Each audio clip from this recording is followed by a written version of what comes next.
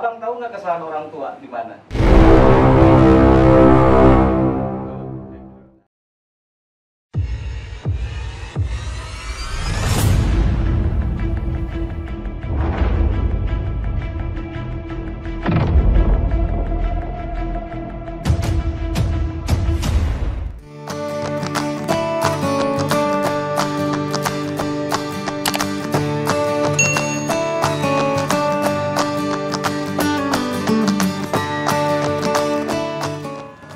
Bismillahirrahmanirrahim. Assalamualaikum warahmatullahi wabarakatuh. Brother and sister fillah, alhamdulillah hari ini kita sudah sampai di daerah Tasik dalam agenda safari dakwah bersama Ustadz Acep yang sekarang lagi dimangkas rambutnya, dan perjalanannya cukup alot karena 4 kali bocor ban. Sampai detik ini juga bocor ban, harus ganti lagi. Beginilah nasib bukan dakwah bayaran. Jadi ketika bertemu dengan trouble atau kejadian di perjalanan harus diselesaikan oleh sendirian. Dan alhamdulillah kita silaturahmi ke tempat Kang siapa? Kang Faul yang punya barber shop. Insya Allah kita nanti bakalan bincang-bincang bersama Kang Faul, mantan narapidana Tasik. Nanti kita akan ngobrol terkait perjalanan hidupnya sampai detik ini, sampai membuka barber shop, dari mulai jualan jualan sosis sampai ke sekarang punya barber shop sendiri. Oke, terima kasih. Assalamualaikum warahmatullahi wabarakatuh.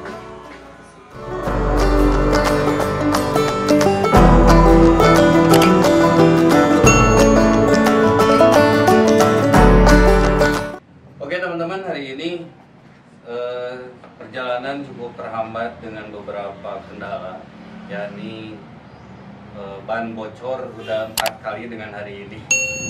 Lumayan terkendala, tapi alhamdulillah dinikmati saja semuanya karena itu adalah bagian dari proses dalam sebuah perjalanan. Dan datang dari Garut kemudian langsung ke Tasik. Sebelum ke lokasi tempat pengajian, saya mampir dulu buat potong rambut di salah satu barbershop di kota Tasikmalaya, Felix Barbershop. Siapakah pemiliknya? Yakni Mas atau Bung Aul Tato, yang mana beliau ini punya beberapa latar belakang yang menjadi sebuah motivasi untuk kita semua. Beliau mantan pemakai narkoba, pengedar juga, sempat dibui juga, kemudian sempat mendapatkan judgement dari masyarakat sebagai sampah di masyarakat, sehingga masyarakat sekitar rumahnya saja enggan untuk bergaul dengan beliau. Kumaha sih judulnya baheula teh nepikeun ka jiga kitu gitu. Mungkin perjalanan hidup, Mas.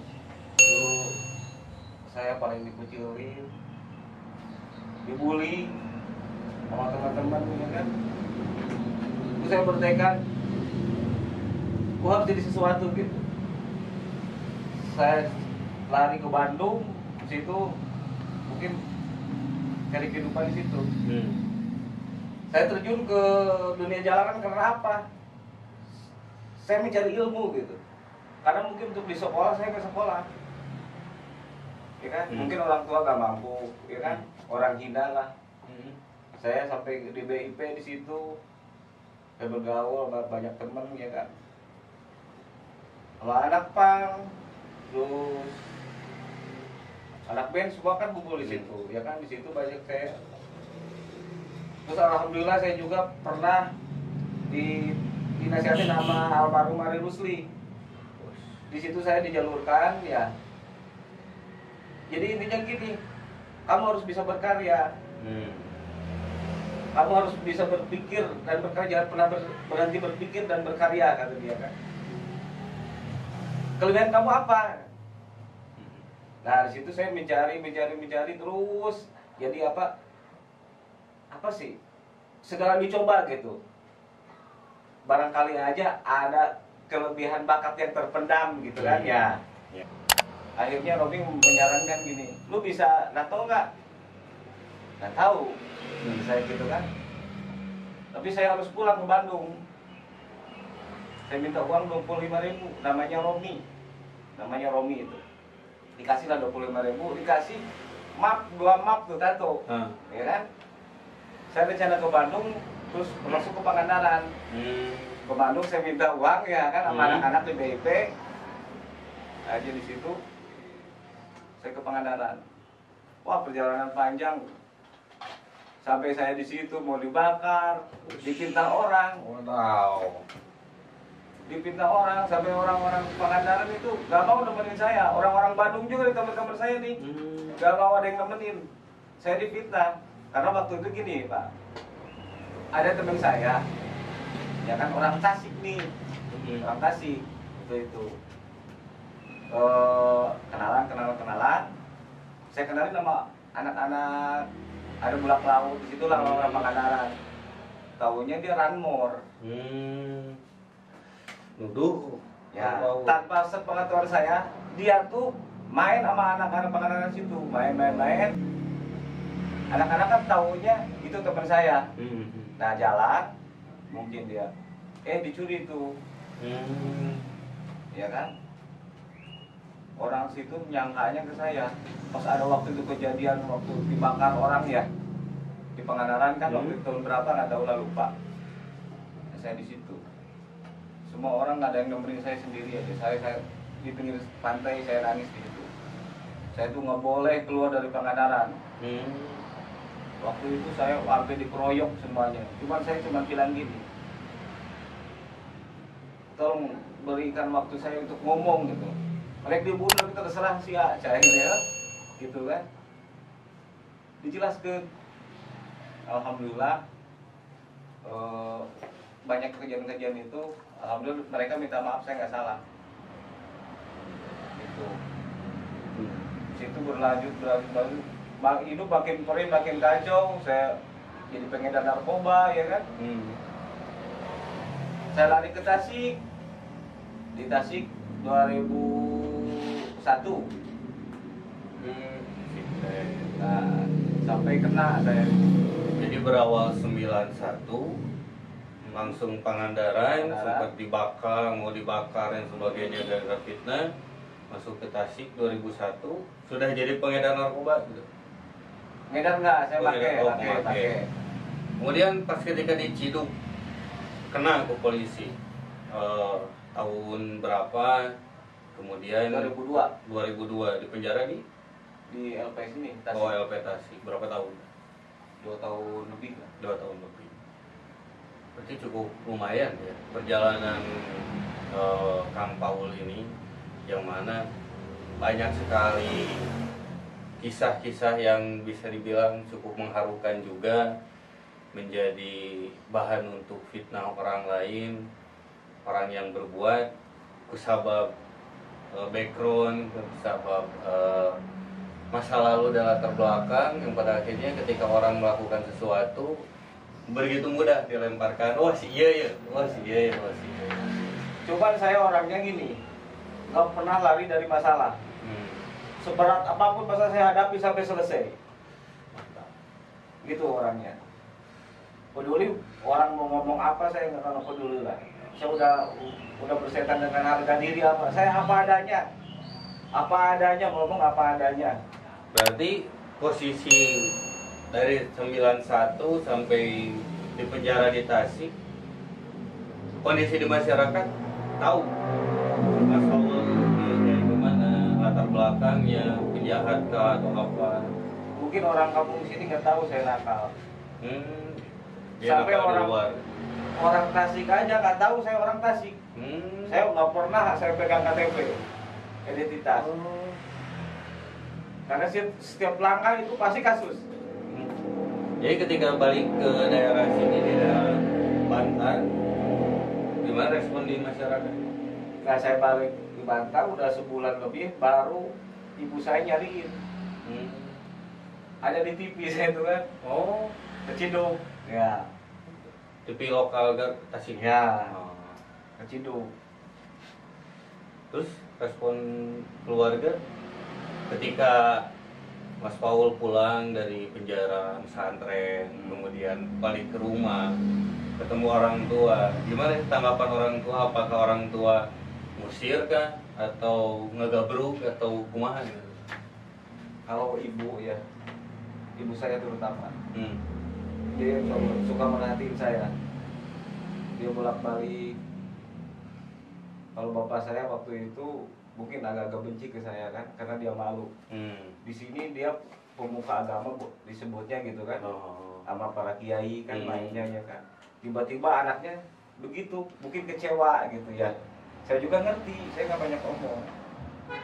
Kemudian dari sekian banyak perjalanan di masa lalu dicibiri masyarakat, bahkan seorang sosok ayah saja sampai ada rasa kecewa melihat sosok anaknya yang mungkin keinginan orang tua anaknya bisa melanjutkan perjuangan dakwah ayahnya, atau anaknya bisa minimal jadi ceramah atau apapun itu, keinginan seorang ayah yang dalam background ayah sebagai seorang pemuka agama di kampung. Perjalanan Mas Paul ketika mulai mau ada itikad baik di dalam diri untuk ingin berubah menjadi manusia yang lebih baik lagi dari sekian banyak masa lalu, kejahatan atau apapun itu yang pernah dialami.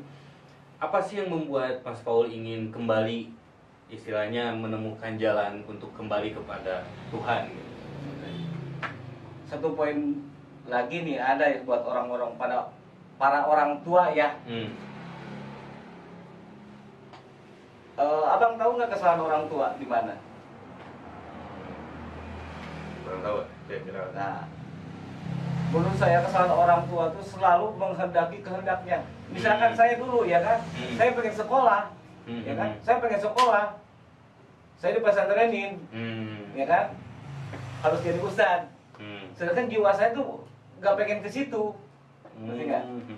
Jadi orang tua memaksakan anaknya ingin jadi A, B, harus sesuai dengan apa yang dikehendaki Ya. orang tua. Seharusnya mendukung, Memberikan dukungan, terus dimonitor, diperhatiin gitu. Jadi maksudnya Diikutin. maksudnya mungkin Benar. peran orang tua itu harusnya lebih melihat lebih bijak melihat kondisi anaknya, skill anaknya ke arah mana, Ya. memberikan kebebasan kepada anaknya untuk menjadi sesuatu sesuai yang diinginkan. Dan tugas orang tua itu memonitor, melihat, mungkin dan memantau bagaimana si anaknya berada di jalur yang tidak sesuai dengan apa yang dikehendaki orang tua, tetapi jangan sampai keluar dari nilai-nilai norma-norma kebaikan. Nah, itu. Baik, teman-teman, di sini ada beberapa poin yang kita kutip dari masa lalu. Sesungguhnya ada dua hal. Yang pertama adalah yang paling jauh dan yang paling dekat. Yang paling jauh itu adalah masa lalu, yang paling dekat itu adalah kematian. Oleh karena itu, ketika kita menjalani kehidupan, di masa lalu kita seperti apa, jangan sampai kita mengingat-ingat atau memfokuskan diri untuk terjebak di masa lalu.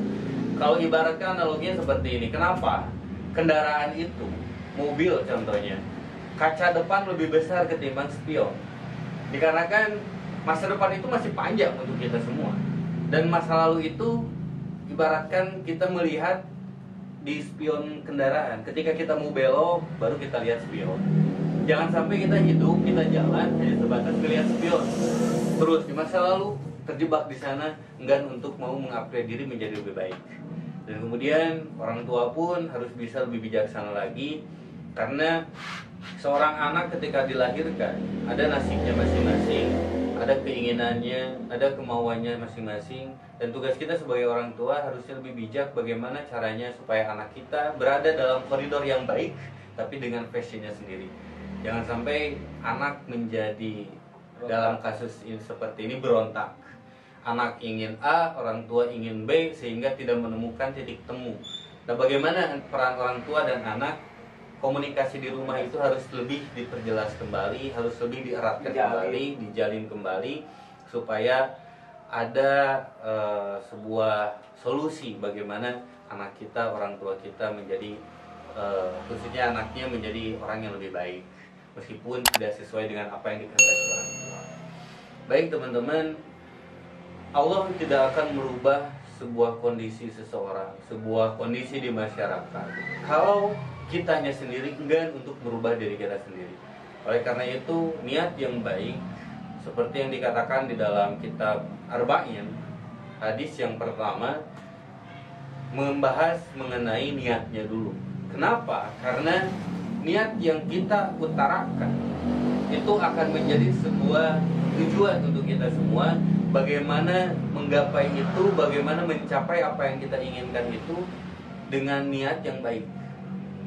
Sesuatu yang diawali dengan kebaikan, maka akhirnya pun harus bernilai maslahat. Apa yang dimulai atas nama Allah, akhirnya pun harus diakhiri dengan Allah juga. Jangan sampai dimulai dengan membawa nama Allah, tetapi akhirnya malah jauh dari Allah. Itulah yang dikatakan atau pesan dari Ibnu Athaillah Al-Iskandari di dalam kitabnya Al-Hikam. Beliau mengatakan, ketika kita melakukan sesuatu awalnya dari Allah, akhirnya pun dari Allah. Oleh karena itu beberapa perjalanan dari Mas Paul Tato ini, dari mulai menjadi penjahat, menjadi sebagainya lah yang mungkin dicibir oleh masyarakat. Dan yang paling menarik adalah ketika background beliau dalam tanda kutip orang yang dianggap sampah, kemudian beliau bangkit sebelum punya tempat barbershop ini, tempat cukur ini, beliau dagang sosis keliling sekolah-sekolah, event-event, kondisi tatoan. Kumaha aya nu meuli teh sarieun. Alhamdulillah, saya semua ya apa yang saya jual, alhamdulillah meledak. Sampai solusi ini bisa rame. Tapi kan menang hadiah umroh ya. Nah, ya ada yang menarik. Beliau dagang sosis, kemudian ada undian, dan beliau mendapatkan hadiah untuk pergi umroh. Dan mungkin ini sebagai wujud hadiah dari Allah. Ketika beliau ini ingin berbuat baik, niat baik, ingin kembali menjadi manusia yang lebih baik kembali sesuai dengan jalurnya, hitohnya sebagai manusia, maka Allah membuka jalan beliau itu dengan memberikan hadiah untuk mengunjungi Baitullah. Dari sanalah mungkin spiritnya, keinginannya untuk menjadi manusia yang lebih baik mulai bangkit ya ketika berada di Mekah sana. Ya, buat teman-teman ya yang pernah senasib sama saya, kuburlah masa lalu. Karena masa lalu itu adalah masa lalu, nggak mungkin, ya kan? Kita balik lagi. Air susu ibu aja nggak mungkin balik lagi, ya kan? Ingatlah masa depan masih panjang, ya kan? Gitu. Kalau kita terlalu mengingat masa lalu, menurut saya itu kita nggak punya kekuatan hidup untuk masa depan. Ya. Setuju. Sampai kapan kita hidup masa lalu? Tentang keterpurukan, kesedihan, keindahan, ngapain gitu kan? Sekarang yang di depan mata ada, jalanin. Dengan niat bismillah. Bismillahirrahmanirrahim. Insya Allah pasti kasih jalan. Ya kan? Apapun itu yang di depan mata aja. Jalanin. Baik, jadi intinya jalani apa yang hari ini kita rasakan, apa yang hari ini kita lakukan, jalani dengan keikhlasan, syukuri, niat baik. Seperti kata Rasul, khairun nas anfa'uhum linnas. Manusia yang baik itu, manusia yang terbaik itu adalah manusia yang memberikan manfaat untuk orang lain. Begitu mungkin teman-teman sedikit sharing kita di Tasikmalaya ini bersama Mas Paul Tato ini. Oke, buat teman-teman yang pengen dicukur, yang pengen pangkas rambut, super apik dan detailnya juga luar biasa. Mungkin buat teman-teman yang ada di sekitaran Tasik atau luar Tasik yang lagi main ke Tasik, yang mau dicukur rambutnya, bisa datang ke mana, Mas? Ke Jalan Lewasari. Jalan Lewasari. Jalan Bantar. Lewat pesantren. Oh, Jalan Bantar lewat pesantren, tanyain Paul Tato, Felix Barbershop. Insya Allah mungkin teman-teman bisa sharing bareng dengan beliau sambil dicukur. Insya Allah hasilnya kasep. Mungkin itulah buat sharing diskusi hari ini. Mudah-mudahan kedepannya kita bisa ketemu lagi dalam event yang lain. bisa sama-sama untuk saling berbuat kebaikan, saling memberikan manfaat untuk orang banyak ya. Baik, itulah teman-teman, mungkin itu untuk solusi dan untuk apalah istilahnya sesuatu yang bisa diambil oleh teman-teman dari hasil obrolan, mungkin bisa dicerna oleh masing-masing dengan bijak. Jangan, pesannya adalah jangan mudah untuk menjudgment orang lain, karena apa yang kita lihat belum tentu sesuai dengan kenyataan yang sesungguhnya. Apa yang dianggap baik oleh kita belum tentu baik untuk orang lain. Oleh karena itu, al-haqqu min rabbikum, kebaikan itu dari Allah. Mungkin itu untuk diskusi hari ini. Insya Allah kita ketemu di lain hari lagi. Ditutup saja dengan salam. Assalamualaikum warahmatullahi wabarakatuh.